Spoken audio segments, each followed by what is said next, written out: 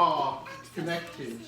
And this is the key to our story. This is how we are made right. This is how God can be holy and righteous and just. A God who must punish sin, who must pour out his wrath, but how he can look upon us, upon you and me, sinful people, and see us as clean and holy, clothed in a righteousness not of our own. And right now I can see people beginning to look at their watches. I can see you beginning, I can almost hear you thinking, that's all great, but so far we've looked at one word and you read 6 verses before we got here. I would really like to get home before lunch, let alone supper tonight. Are we really going to work our way through the rest of these verses? Is this really just your introduction? And here's the good news, no, it isn't. I thought long and hard about how I wanted to deal with the rest of these verses that we read this morning. I could very easily have split this up into 2 separate sermons and done the next part where we look at the rest of those verses next week. I could have easily rushed through this propitiation stuff. Perhaps some of you are wishing that I did just rush through this propitiation stuff. So I could have got to these things more quickly. Or I could, here and now, just rush through these issues, pretend like they're not a big deal, pretend like they're not something that we really need to think very hard about. I could have asked him to rush through his worship this morning, but I'm really glad that I didn't do that because it was, I think, a really good and incredible time that we had together. I could also skip the prayers that we're about to have after this, but I'm not going to do any of these things. I think this propitiation thing is really, really important. And I also know that it's really deep. And I want to give you time to process it properly.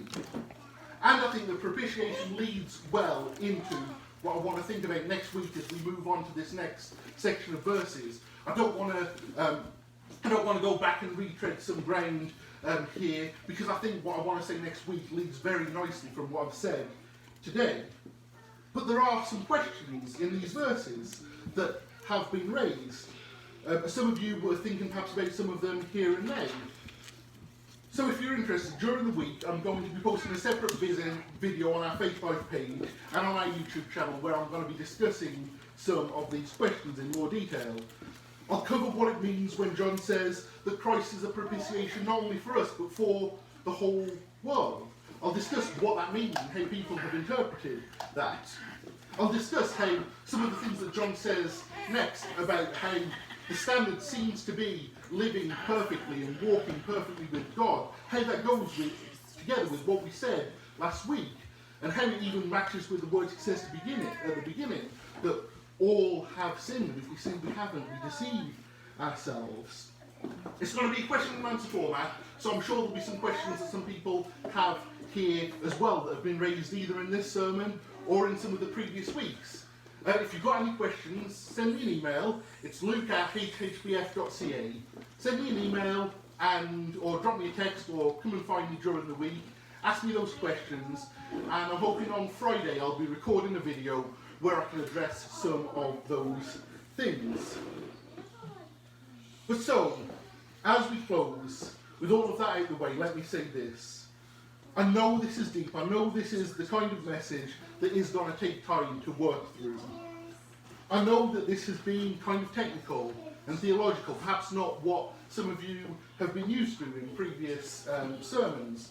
It's not going to be how it is every week, but I think it was important that we do this here and now today.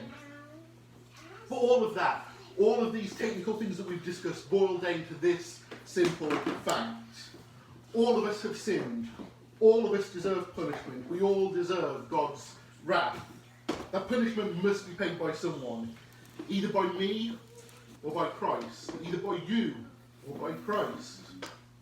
On the cross, Christ has paid the penalty for me and for many here.